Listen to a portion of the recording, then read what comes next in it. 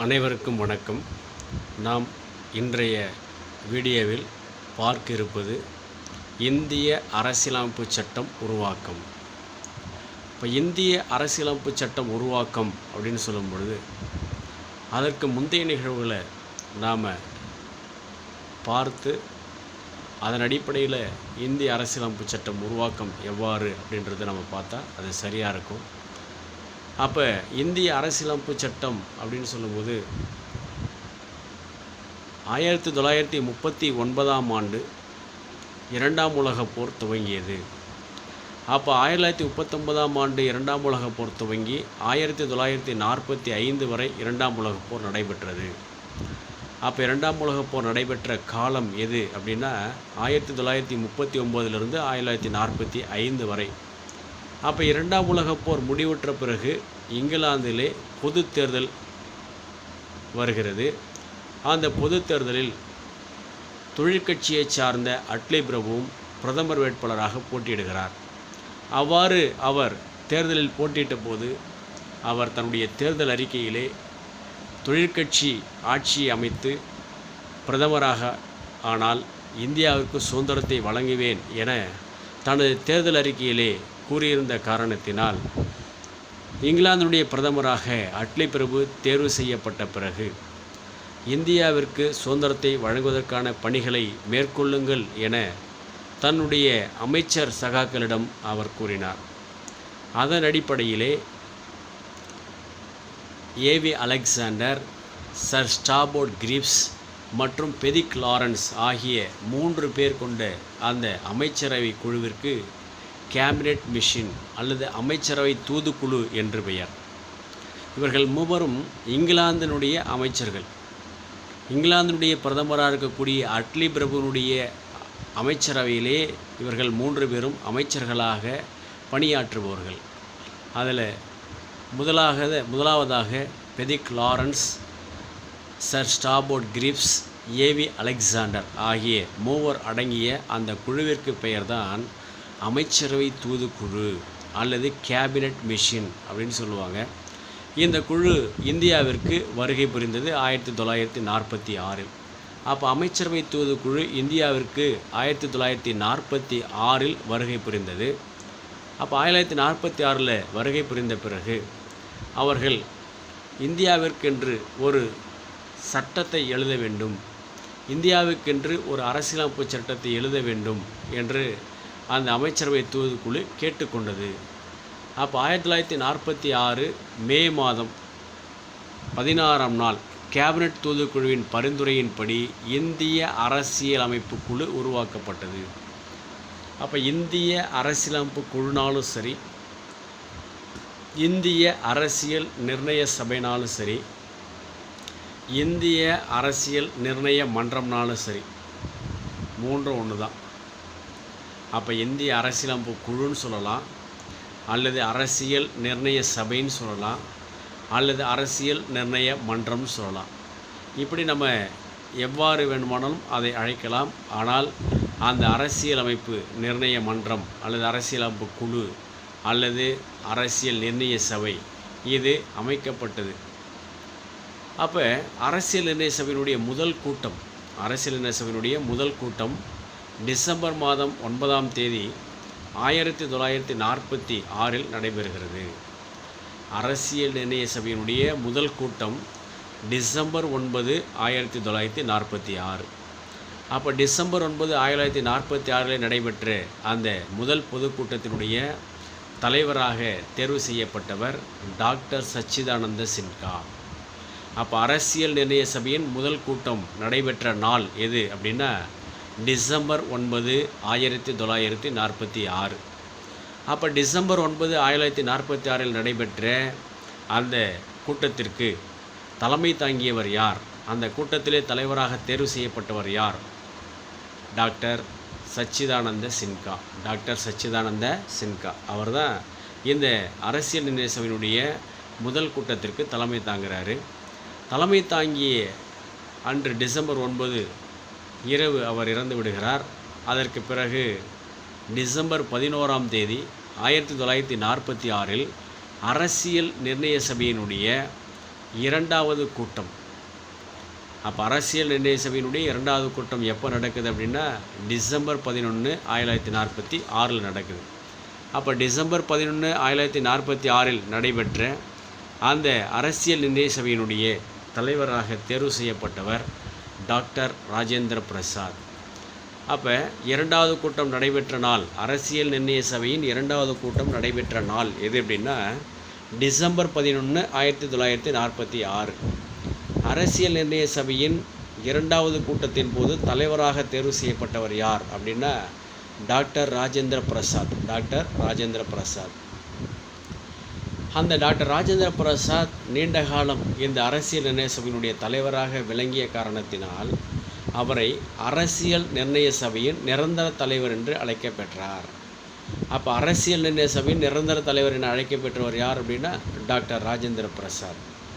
அதே அரசியல் நிர்ணய சபையின் தற்காலிக தலைவர் என்று அழைக்கப்பெற்றவர் யார் அப்படின்னா டாக்டர் சச்சிதானந்த சின்ஹா. ஏன்னா அவர் ஒரு நாள் தான் அந்த அரசியல் நிர்ணய சபை தலைவராக இருக்கிறார். டிசம்பர் 9 அந்த கூட்டத்தில், முதல் கூட்டத்தில் அவர் அன்று இரவு இறந்துறாரு. அதனால் அவரை அரசியல் நிர்ணய சபையின் தற்காலிக தலைவர் என்று அழைக்கப்படுகிறார். அப்போ அரசியல் நிர்ணய சபையின் தற்காலிக தலைவர் யார் அப்படின்னா டாக்டர் சச்சிதானந்த சின்ஹான்னு சொல்லணும். அதே அரசியல் நிர்ணய சபையினுடைய நிரந்தர தலைவர் என்று அழைக்கப்பெற்றவர் யார் அப்படின்னா டாக்டர் ராஜேந்திர பிரசாத் அப்படின்னு சொல்லணும். அப்போ இந்த அரசியல் நிர்ணய சபையினுடைய தலைவராக இரண்டாவது கூட்டத்திலே தலைவராக தேர்வு செய்யப்பட்டவர் ராஜேந்திர பிரசாத். அந்த அரசியல் நிர்ணய சபையினுடைய துணைத் தலைவராக H.S. முகர்ஜி மற்றும் V.T. கிருஷ்ணமாச்சாரி இவர்கள் இருவரும் அரசியல் நிர்ணய சபையின் துணைத் தலைவராக தேர்வு செய்யப்பட்டவர்கள். அப்போ அரசியல் நிர்ணய சபையின் துணைத் தலைவராக தேர்வு செய்யப்பட்டவர்கள் யார் அப்படின்னா H.S. முகர்ஜி மற்றும் V.T. கிருஷ்ணமாச்சாரி இவர்கள் இருவரும் அரசியல் நிர்ணய சபையின் துணைத் தலைவராக நியமிக்கப்பட்டவர். அப்போ இந்த மாதிரி அரசியலமைப்பு சட்டத்தை எழுதுவதற்கான முயற்சிகளை செய்ய வேண்டும் என்ற நோக்கத்தோடு அரசியல் நிர்ணய சபை அமைக்கப்பட்டது. அதே காலகட்டத்தில் இங்கிலாந்து பாராளுமன்றத்தில் இந்தியாவிற்கு சுதந்திரம் வழங்குவதற்கான அந்த சுதந்திர சட்டம், அதாவது ஜூலை 18, 1947க்குள் இந்தியாவிற்கு சுதந்திரம் வழங்க வேண்டும் என்று சொல்லி இங்கிலாந்து பாராளுமன்றத்திலே தீர்மானம் நிறைவேற்றப்பட்டது. அப்போ இந்தியாவிற்கு சுதந்திரத்தை நாங்கள் ஜூலை 18, 1947க்குள் வழங்குவோம் என்று இங்கிலாந்து பாராளுமன்றத்திலே தீர்மானம் கொண்டு வரப்பட்டது. அப்போ தீர்மானம் கொண்டு வராங்க. அப்போ இந்தியாவுக்கு சுதந்திரம் கொடுப்பது உறுதியாகிறது. உறுதியானவுடன் நாம் அரசியலமைப்பு சட்டத்தை எழுதுவதற்கான பணிகளையும் துரிதமாக நம்முடைய அரசியல் தலைவர்கள் மேற்கொள்ள அது உறுதுணையாக இருந்தது. அதே காலகட்டத்தில் நமக்கு தெரியும், அரசியல் நிர்ணய சபை அமைத்தவுடன் கிட்டத்தட்ட 22 குழுக்கள் உருவாக்கப்பட்டது. 22 குழுக்கள் உருவாக்கப்பட்டது. அப்போ அந்த 22 குழுக்களுக்கும் ஒவ்வொரு பணிகள் ஒதுக்கப்பட்டது. 22 குழுக்கள் உருவாக்கப்படுது.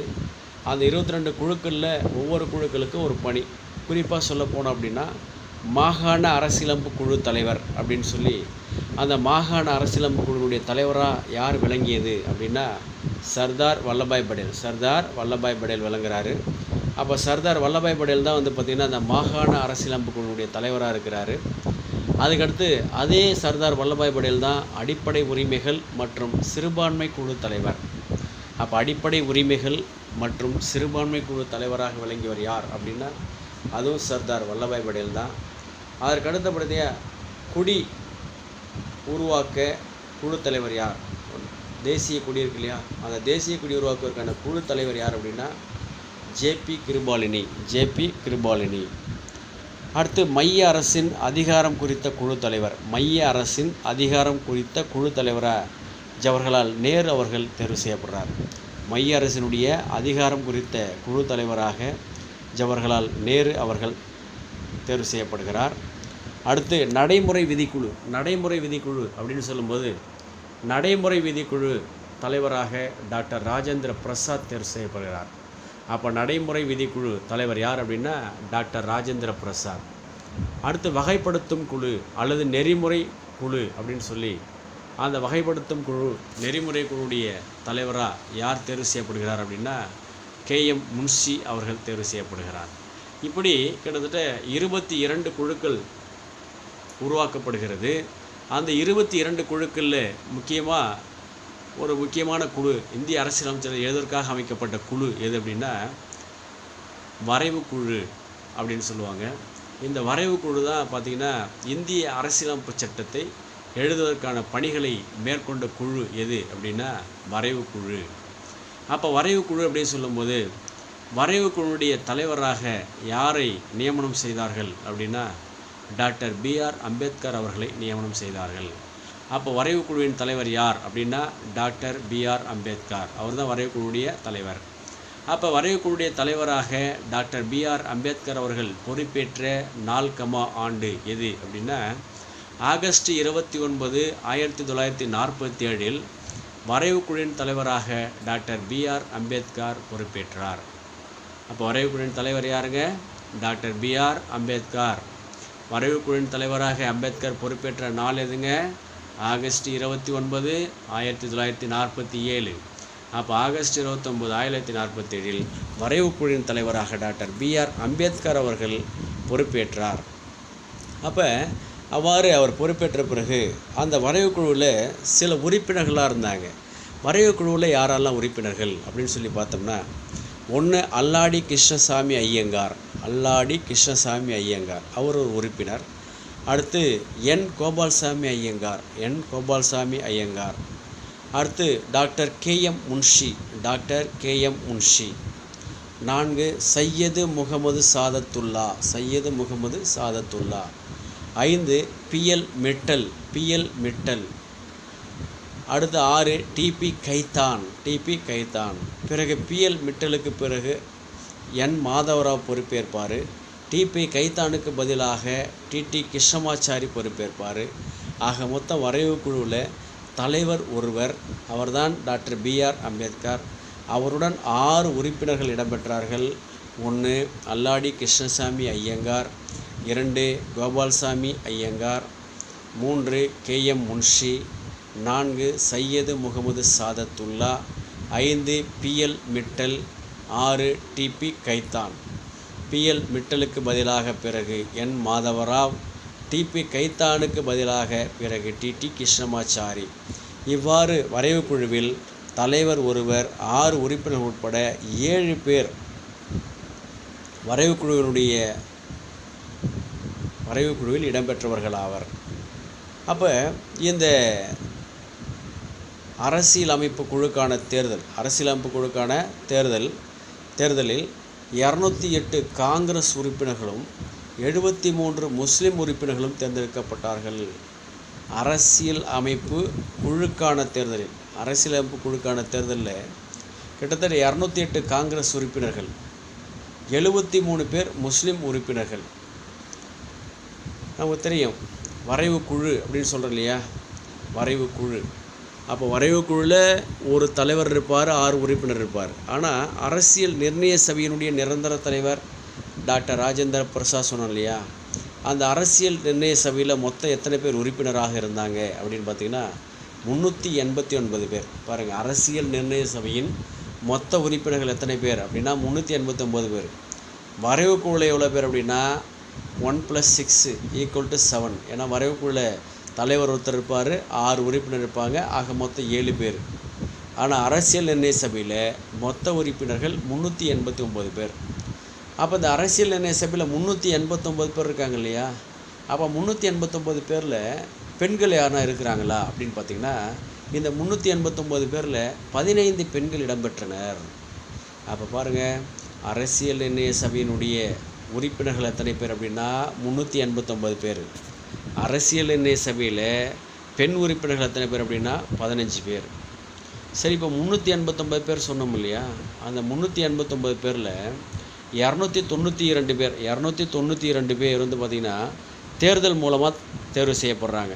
292 பேர் தேர்தல் மூலமாக தேர்வு செய்யப்படுறாங்க. மீதி 93 பேர் வந்து பார்த்திங்கன்னா நியமனம் மூலமாக, டைரெக்டாக என்ன பண்ணுறது, நாமளே அப்பாயின்மெண்ட் பண்ணுறது. அப்போ 93 பேர் நியமனங்கள் மூலமாக. அடுத்து ஒரு 4 பேர் வந்து பார்த்திங்கன்னா தலைமையாளரின் தலைமையின் இருந்து தேர்ந்தெடுக்கப்பட்டனர். ஆக மொத்தம் அரசியல் நிர்ணய சபையினுடைய மொத்த உறுப்பினர்கள் எத்தனை பேர் அப்படின்னு கேட்டால் 389 பேர் தான். அதில் பெண்கள் எத்தனைன்னு கேட்டால் 15 பேர் தான். ஆனால் இந்த 389 பேரை எப்படி பிரிக்கிறான் அப்படின்னு கேட்டிங்கன்னா, தேர்தல் மூலம், எலெக்ஷன் மூலம் எத்தனை பேர் தேர்வு செஞ்சாங்க, எலெக்ஷன் மூலம். அப்போ எலெக்ஷன் மூலம் தேர்வு செய்யப்பட்டவர்கள் 292 பேர், அதாவது தேர்தல் மூலம் தேர்வு செய்யப்பட்டவர்கள் 292 பேர். அடுத்த நியமனம், நாமினேட். அப்போ நாமினேட் எத்தனை பேர் நாமினேட் பண்ணாங்க இந்த அரசியல் நிர்ணய சபையில் அப்படின்னா 93 பேர் என்ன பண்ணியிருக்காங்க, நாமினேட் பண்ணியிருக்காங்க. ஆக மொத்தம் அது மட்டும் இல்லாமல் ஒரு 4 பேர் தலைமையாளரின் தலைமையில் இருந்து தேர்ந்தெடுக்கப்பட்டனர். ஆக மொத்தம் 389 பேர். இப்படி 389 பேர் அரசியல் நிர்ணய சபையில் உறுப்பினராக இருந்தாலும், நமக்கு தெரியும் இந்தியா சுதந்திரம் ஆகஸ்ட் 15 பெறுது. ஆனால் பாகிஸ்தான் ஆகஸ்ட் 14, 1947 பாகிஸ்தான் தனி நாடாக போகுது. அவ்வாறு பாகிஸ்தான் தனியாக பிரிந்த பிறகு இந்த அரசியல் நிர்ணய சபையில் 90 பேர் என்ன அப்படிறாங்க, அந்த பாகிஸ்தான் தனியாக போகும்போது அவங்க 90 பேர் விலகிடுறாங்க. ஆக மொத்தம் அது போக 299 பேர் இந்த அரசியல் உறுப்பினராக இருக்கிறாங்க. அப்போ 1947 ஆகஸ்ட் 14 பாகிஸ்தான் தனியாக பிரிந்த பிறகு 90 பேர் விலகியதால் அரசியல் நிர்ணய சபையில் 299 பேர் மட்டுமே இடம்பெற்றனர். அப்போ பாகிஸ்தான் விலகிய பிறகு அரசியல் நிர்ணய சபையில் மொத்த உறுப்பினர்கள் எத்தனை பேர் அப்படின்னா 299 பேர். இதில் ஒன்றும் பெரிய விஷயம் இல்லை. அரசியல் நிர்ணய சபையின் மொத்த உறுப்பினர்கள் எத்தனை பேர் அப்படின்னு கேட்டால் 389 பேர். அதில் பெண்கள் எத்தனைன்னு கேட்டால் 15 பேர். இந்த 389 பேரில் தேர்தல் மூலம் தேர்வு செய்யப்பட்டவர்கள் எத்தனை பேர் அப்படின்னா 292. அதுவே இந்த அரசியல் நிர்ணய சபையில் நியமன உறுப்பினர்கள் எத்தனை பேர் அப்படின்னு பார்த்திங்கன்னா 93 பேர். அந்த அரசியல் நிர்ணய சபையில் ஆளுநருடைய தலைமையால் நியமிக்கப்படுபவர்கள் எத்தனை பேர் அப்படின்னா 4 பேர். ஆனால் அரசியல் நிர்ணய சபையில் பாகிஸ்தான் தனியாக பிரிந்தபோது அரசியல் நிர்ணய சபையில் மொத்த உறுப்பினர் எத்தனை பேர் இருந்தாங்க அப்படின்னா 299 பேர் இருந்தாங்க. 299 பேர் இருந்தாங்க. சரியா? ரைட். நமக்கு தெரியும் இப்போ அறைக்குழுவுடைய தலைவராக டாக்டர் B.R. அம்பேத்கர் ஆகஸ்ட் மாதம் 29ஆம் தேதி 1947 பொறுப்பேற்று இந்திய அரசியலமைப்பு சட்டத்தை எழுதுவதற்கான பணிகளை அவர் மேற்கொள்கிறார். அப்போ டாக்டர் B.R. அம்பேத்கரும் அவரது உறுப்பினர்களும் சேர்ந்து இந்திய அரசியலமைப்பு எழுதுவதற்கான பணிகளை அவர்கள் மேற்கொண்டார்கள். அவ்வாறு இந்திய அரசியலமைப்பு எழுதுவதற்கான பணிகளை அவர்கள் மேற்கொண்ட போது இந்தியாவிற்கு உகந்த வகையில் சட்டங்களை இயற்ற வேண்டும் என்பதற்காக பல நாடுகளில் கிட்டத்தட்ட 60 நாடுகளின் சட்ட புத்தகங்களை படித்து அதில் கிடைக்கக்கூடிய நல்ல பல கருத்துக்களை எடுத்து இந்திய அரசியலமைப்பு சட்டத்தை எழுதினார்கள். அப்போ இந்திய அரசியலமைப்பு சட்டம் எழுதுவதற்காக எத்தனை நாடுகளுடைய புத்தகங்களை படித்தார்கள் அப்படின்னு கேட்டிங்கன்னா கிட்டத்தட்ட 60 நாடுகளுடைய புத்தகங்களை படித்தார்கள். அப்போ 60 நாடுகளுடைய புத்தகங்களை படித்து அதில் இருக்கக்கூடிய நல்ல பல கருத்துக்களை எடுத்து நம்முடைய இந்திய அரசியலமைப்பு சட்டம் எழுதப்பட்டது. உதாரணமாக நமக்கு அடிப்படை உரிமை அப்படின்னு கேட்டிங்கன்னா அந்த அடிப்படை உரிமை எங்கிருந்து எடுக்கப்பட்டது அப்படின்னா அமெரிக்கா நாட்டிலிருந்து எடுக்கப்பட்டது. அடிப்படை உரிமை ஃபண்டமெண்டல் ரைட்ஸ் அப்படின்னு சொல்லுவோம். ஃபண்டமெண்டல் ரைட்ஸு எந்த நாட்டிலேருந்து பெறப்பட்டது அப்படின்னா அமெரிக்கா. அடிப்படை கடமை எங்கேருந்து பெறப்பட்டது, அடிப்படை கடமை அப்படின்னா ஃபண்டமெண்டல் டியூட்டிஸ் அப்படின்னு சொல்லுவோம். அப்போ ஃபண்டமெண்டல் டியூட்டிஸ் எங்கேருந்து பெற்றார்கள் அப்படின்னு கேட்டிங்கன்னா ரஷ்யா. அப்போ ஃபண்டமெண்டல் ரைட்ஸ் அப்படின்னா அமெரிக்கா, ஃபண்டமெண்டல் டியூட்டிஸ் அப்படின்னா ரஷ்யா. அடுத்து அரசுக்கு வழிகாட்டும் நெறிமுறை, directive principles of state policy. அப்போ directive principles of state policy ஷார்ட்டாக டிபிஎஸ்பின்னு சொல்லுவோம். அப்போ டிபிஎஸ்பி எங்கிருந்து பெறப்பட்டது, அரசுக்கு வழிகாட்டும் நெறிமுறைகள் எங்கிருந்து பெறப்பட்டது, அயர்லாந்து. எங்கிருந்து பெறப்பட்டது, அயர்லாந்து. சட்டத்தை திருத்தும் முறை, சட்டத்தை திருத்தும் முறை எங்கிருந்து பெறப்பட்டது, சட்டத்தை திருத்தும் முறை அப்படின்னு பார்க்கும்போது சட்டத்தை திருத்துகிற முறை தென்னாப்பிரிக்கா. சட்டத்தை திருத்தும் முறை தென்னாப்பிரிக்கா. அதே மாதிரி நெருக்கடி நிலை பிரகடனம். நமக்கு தெரியும் நெருக்கடி நிலை 3 இருக்கிறது. ஒன்று தேசிய நெருக்கடி, இன்னொன்று மாநில நெருக்கடி, இன்னொன்று நிதி நெருக்கடி. அப்போ தேசிய நெருக்கடி அப்படின்னா ஆர்டிக்கல் 352, மாநில நெருக்கடி அப்படின்னா ஆர்டிக்கல் 356, நிதி நெருக்கடி அப்படின்னா ஆர்டிக்கல் 360. இந்த மாதிரி 3 நெருக்கடிகள் இருக்கிறது. அப்போ அந்த நெருக்கடி நிலை அதிகாரம் எங்கேருந்து பெறப்பட்டது அப்படின்னா ஜெர்மனி. அடுத்து கூட்டாட்சி தத்துவம் எங்கேருந்து பெறப்பட்டது? கன்னடா. பாராளுமன்ற முறை எங்கிருந்து பெறப்பட்டது? இங்கிலாந்து.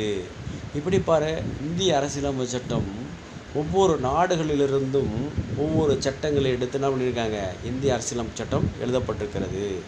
அப்போ அந்த இந்திய அரசியலமைப்பு சட்டம் இது போன்று கிட்டத்தட்ட 60 நாடுகளுடைய புத்தகங்களை படித்து அதிலே கிடைத்த நல்ல பல கருத்துக்களை மட்டும் எடுத்து இந்திய அரசியலமைப்பு சட்டம் உருவாக்குவதற்கு எவ்வளவு காலம் எடுத்துக்கொள்ளப்பட்டது?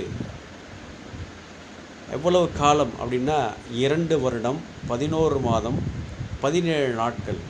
அப்போ இந்திய அரசியலமைப்பு சட்டத்தை எழுதி முடிக்க எடுத்துக்கொள்ளப்பட்ட கால அளவு எவ்வளவு அப்படின்னா 2 வருடம் 11 மாதம் 17 நாட்கள் ஆகின. அப்போ 2 வருஷம் 11 மாதம் 17 நாட்கள் தான் என்ன பண்ணியிருக்காங்க? நம்முடைய இந்திய அரசியலமைப்பு சட்டம் எழுதுவதற்கான அந்த பணிகளை மேற்கொள்ளப்பட்டிருக்கிறது. சரிங்களா? ரைட். அப்போ 2 வருஷம் 11 மாதம் 17 நாளில் இந்திய அரசியலமைப்பு சட்டம் எழுதப்பட்டு அரசியல் நிர்ணய சபையால் இந்திய அரசியலமைப்பு சட்டம் எப்பொழுது ஏற்றுக்கொள்ளப்பட்டது அப்படின்னா நவம்பர் மாதம் 26ஆம் தேதி 1949. அப்போ இந்திய அரசியலமைப்பு சட்டம் ஏற்றுக்கொள்ளப்பட்ட நாள் எது அப்படின்னா நவம்பர் 26, 1949.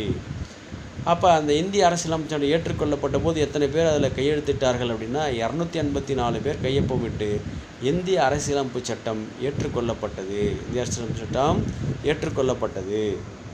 அப்போ இந்திய அரசியலமைப்பு சட்டம் ஏற்றுக்கொள்ளப்பட்ட போது கிட்டத்தட்ட 2473 திருத்தங்கள் மேற்கொள்ளப்பட்டுள்ளது. எவ்வளோ திருத்தங்கள் அப்படின்னா இந்திய அரசியலமைப்பு சட்டத்தில் 2473 திருத்தங்கள் மேற்கொள்ளப்பட்டது.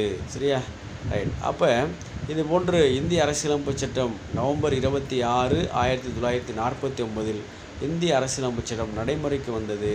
அப்போ இந்த நவம்பர் 26, 1949 இந்திய அரசியலமைப்பு சட்டம் ஏற்றுக்கொள்ளப்பட்டது. ஏற்றுக்கொள்ளப்பட்ட அந்த நாளை என்னன்னு சொல்கிறாங்க அப்படின்னா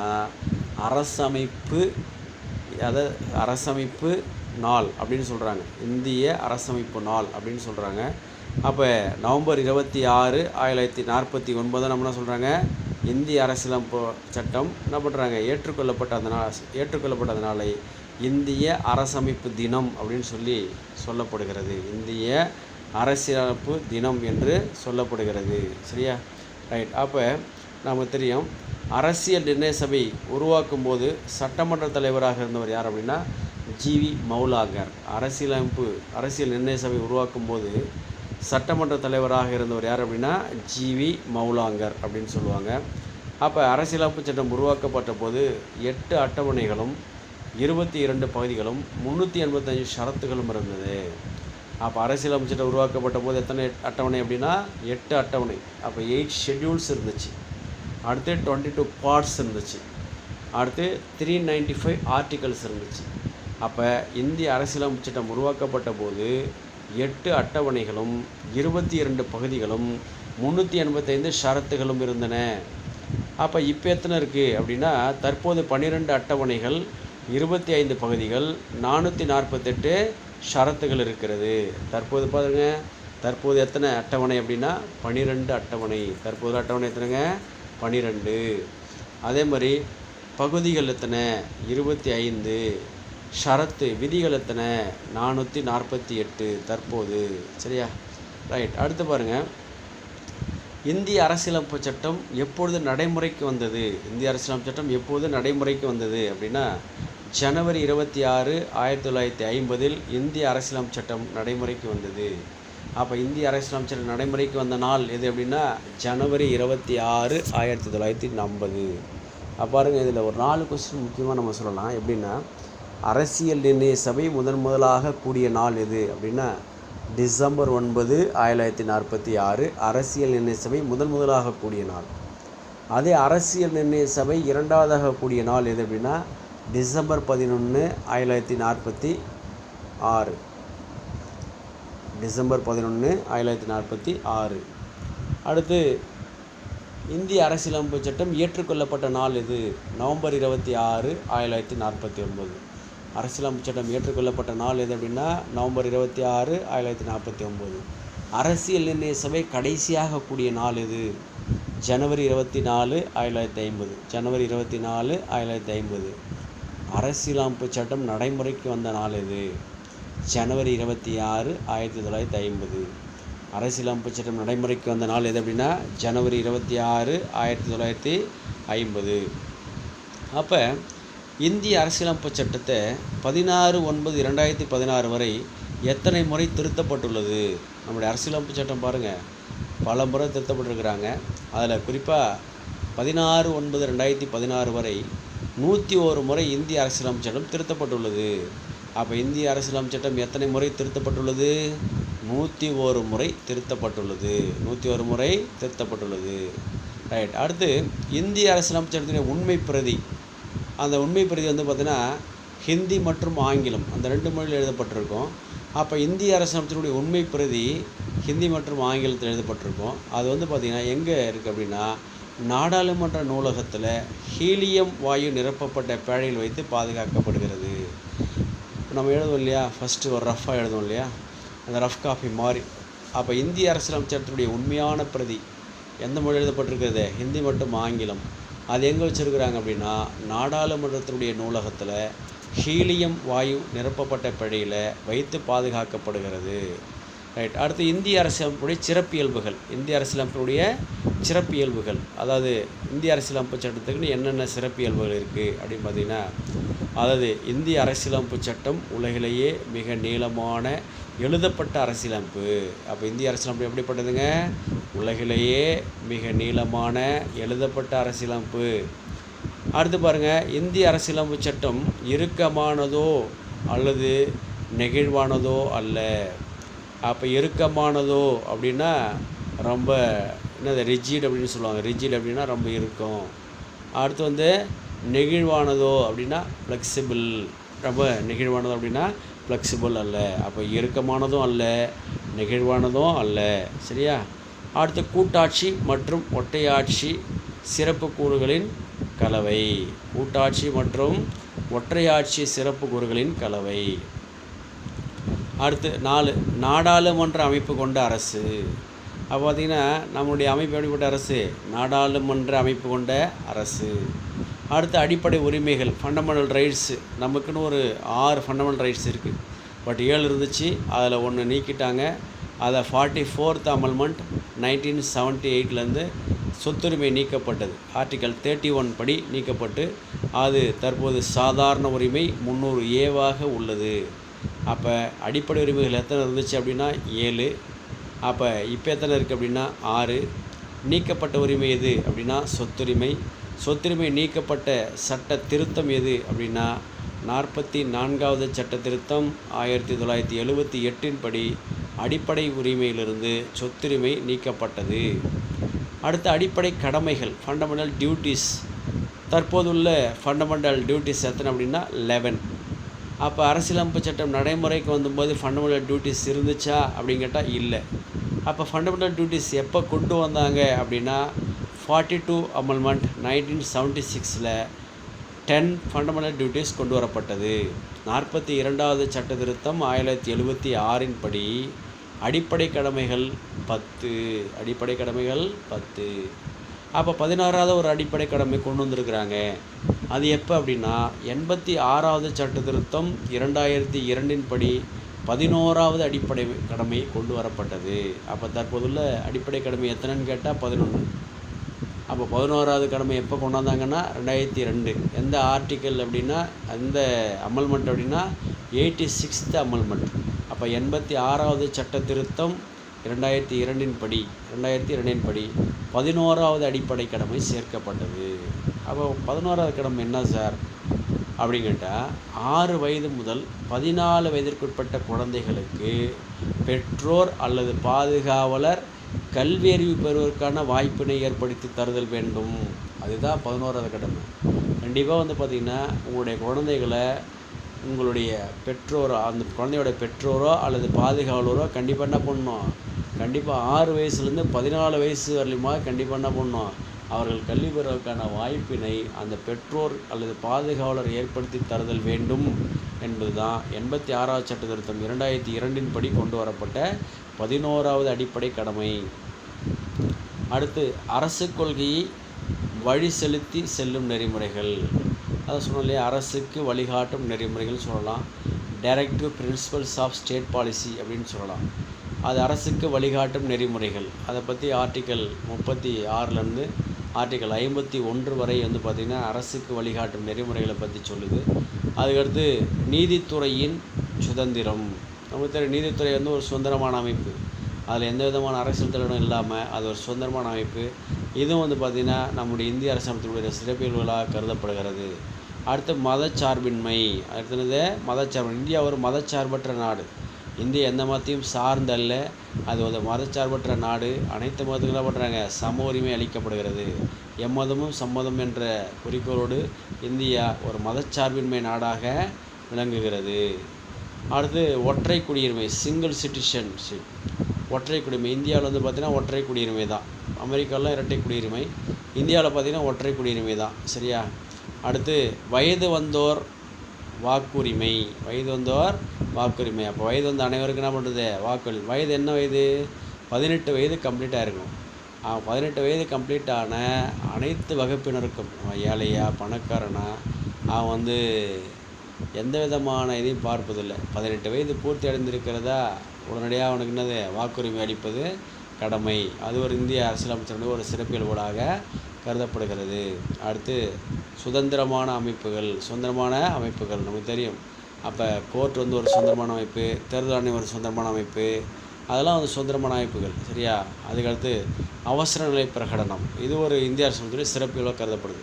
நம்ம அவசர நிலை பிரகடனம் ஏற்கனவே சொன்னோம். ஆர்டிக்கல் 352 தேசிய நெருக்கடி, ஆர்டிக்கல் 356 மாநில நெருக்கடி, ஆர்டிக்கல் 360 நிதி நெருக்கடி அப்படின்னு சொல்லி இதெல்லாம் அவசர நிலை பிரகடனம். அடுத்து சிறுபான்மையினருக்கான சிறப்பு வாசகங்கள். சிறுபான்மையினருக்கான சிறப்பு வாசகங்கள் இதெல்லாம் பார்த்திங்கன்னா இந்த இந்திய அரசியலமைச்சர்களுடைய சிறப்பியல்புகளாக கருதப்படுகிறது. அப்போ இந்திய அரசியலமைச்சரின் சிறப்பியல்புகள் யாவை அப்படின்னு சொல்லும்போது இவை அனைத்தும், அதாவது இவை அனைத்தும்னா என்னது?